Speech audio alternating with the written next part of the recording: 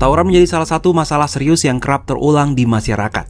Terbaru tawuran antar warga kembali terjadi di depan Mall Basura, Kelurahan Jatinegara, Jakarta Timur pada Minggu 28 Januari 2024. Fenomena ini bukanlah hal baru. Arsip Kompas mencatat, tawuran di ibu kota Jakarta sudah terjadi berulang kali sejak puluhan tahun silam. Berdasarkan arsip Kompas, fenomena tawuran sudah terjadi sejak tahun 1960 hingga 1970-an. Kala itu tawuran juga didominasi oleh bentrokan anak-anak muda, terutama di ibu kota. Tawuran dengan menggunakan senjata tajam ini mengakibatkan jatuhnya korban jiwa. Sosiolog Universitas Negeri Jakarta Rahmat Hidayat menyebutkan tawuran di Jakarta mulai menjadi masalah serius sejak akhir 1990-an. Saat itu, tawuran antar pelajar atau antar warga kian sering terjadi, seperti di kawasan Manggarai, Tanah Tinggi, dan Matraman.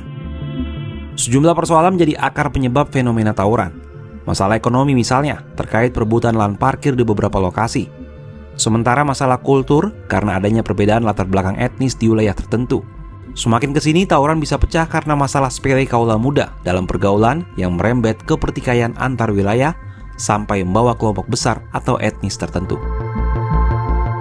Dalam pemberitaan September 1998 disebutkan, sejumlah lokasi permukiman padat di sepanjang rel kereta api antara stasiun Cikini Jakarta Pusat dan pintu lintas Bukit Duri Jakarta Selatan merupakan ajang perkelahian antar warga. Dalam pemberitaan lain pada April 2000, dijelaskan 2 dari 4 putaran balik di Jalan Matraman Raya Jakarta Timur ditutup. Drum-drum berisi semen cor terpasang berjajar sehingga tak memungkinkan pengendara mobil memutar. Penutupan putar balik merupakan salah satu upaya mencegah terjadinya tawuran. Warga Kebun Manggis Berlan melawan warga Tegalan Palmerian Kayu Manis di sepanjang ruas jalan tersebut. Tawuran ini berlangsung selama 4 malam sejak Sabtu 25 Maret tahun 2000 hingga Selasa 28 Maret tahun 2000. Korbannya seorang marinir dan 2 polisi terluka, serta 5 bangunan kantor atau toko terbakar. Tawuran antar pelajar biasanya dimotori oleh para siswa yang memang mencari eksistensi diri. Kurangnya fasilitas umum dan fasilitas khusus menjadi salah satu pemicu sehingga warga lebih mudah tersulut emosi. Di area itu banyak warga yang tinggal di permukiman kumuh. Anak-anaknya pun banyak yang putus sekolah sehingga mudah dirasuki pengaruh negatif. Ada satu benang merah dari penyelesaian berbagai tawuran yang masih saja berulang. Sejauh ini pendekatan yang dilakukan hanya sebatas memadamkan api. Setelah terjadi tawuran, tokoh warga dilibatkan untuk deklarasi damai, tapi akar masalahnya tak tersentuh.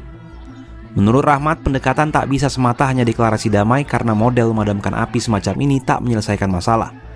Justru dibutuhkan pendekatan berkelanjutan, mulai dari pemetaan titik rawan tawuran oleh polisi, lalu dilengkapi intervensi masalah ekonomi, sosial, pendidikan, dan lainnya.